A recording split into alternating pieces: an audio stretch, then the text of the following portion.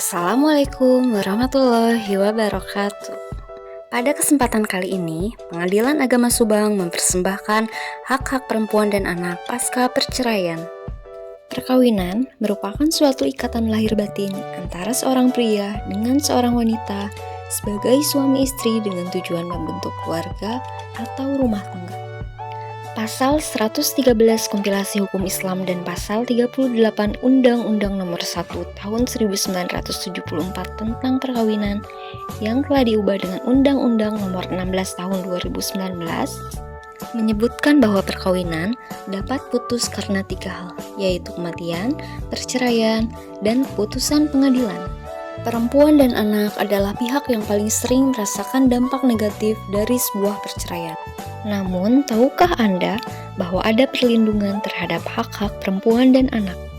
Perlindungan terhadap hak-hak perempuan dan anak merupakan suatu komitmen dan prioritas pembaharuan hukum Mahkamah Agung sesuai dengan Perma Nomor 3 Tahun 2017 tentang pedoman mengadili perkara perempuan berhadapan dengan hukum. Lalu, siapa saja perempuan yang berhadapan dengan hukum? Yaitu perempuan yang berkonflik dengan hukum, perempuan sebagai korban, sebagai saksi, dan sebagai pihak. Selain itu, Direktorat Jenderal Badan Peradilan Agama juga telah mewajibkan kepada seluruh pengadilan agama untuk menyediakan informasi mengenai adanya hak-hak perempuan dan anak pasca perceraian melalui media informasi yang disediakan oleh pengadilan. Tahukah Anda apa saja yang menjadi hak-hak perempuan dan anak pasca perceraian? Pasal 149 Kompilasi Hukum Islam menentukan hak istri jika terjadi perceraian karena talak antara lain 1. Mut'ah. Mut'ah merupakan kenang-kenangan atau hadiah dari mantan suami kepada mantan istri, baik berupa uang ataupun benda. Menurut pasal 158 Kompilasi Hukum Islam, suami wajib memberi mut'ah jika belum ditetapkan mahar bagi istri dalam keadaan ba'da dukul serta perceraian atas kehendak suami. 2. Nafkah idah, yang terdiri atas nafkah selama masa idah, maskan atau tempat tinggal, serta kiswah atau pakaian yang layak. Idah adalah masa tunggu bagi perempuan yang bercerai sebelum menikah lagi dengan lelaki pilihannya.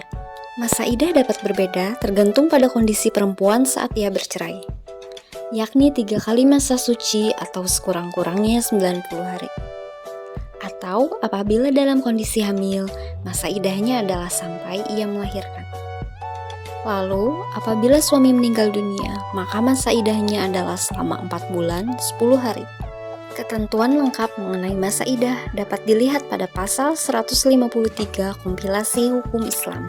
3. Mahar yang terhutang. Mahar yang terhutang adalah mahar yang belum ditunaikan penyerahannya dan menjadi hutang calon mempelai pria yang harus ia lunasi bahkan setelah terjadi perceraian. 4. Biaya pemeliharaan anak. Pasal 105 huruf A Kompilasi Hukum Islam menyatakan bahwa pemeliharaan anak yang belum mumayyiz atau belum berusia 12 tahun adalah hak ibunya.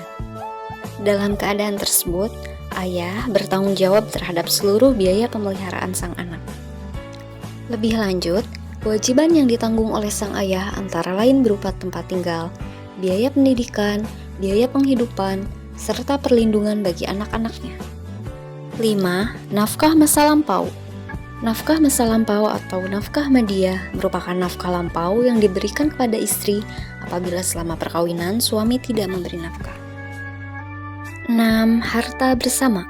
Harta bersama dibagi menurut ketentuan pasal 96 dan 97 Kompilasi Hukum Islam. Pasal 34 ayat 3 Undang-Undang Nomor 1 Tahun 1974 tentang Perkawinan, Junto Pasal 77 ayat 5 Kompilasi Hukum Islam menentukan apabila suami terbukti dengan sengaja melalaikan nafkah kepada istri, padahal ia dianggap mampu memenuhi nafkah, maka istri berhak mengajukan gugatan kepada pengadilan. Dalam hal suami sebagai seorang PNS atau anggota TNI Polri, lalu apabila terjadi perceraian, maka hak-hak perempuan dan anak pasca perceraian berdasarkan peraturan BKN adalah hak istri, yaitu 1/3 bagian dari gaji mantan suami apabila perceraian atas kehendak mantan suami serta memenuhi ketentuan lainnya, atau 1/2 bagian dari gaji mantan suami apabila perceraian atas kehendak mantan suami dan tidak memiliki anak, serta memenuhi ketentuan lainnya. Hak anak yaitu 1/3 bagian dari gaji ayahnya yang dibagi berdasarkan jumlah anak. Berikut adalah cara untuk mengajukan hak-hak perempuan dan anak pasca perceraian di pengadilan.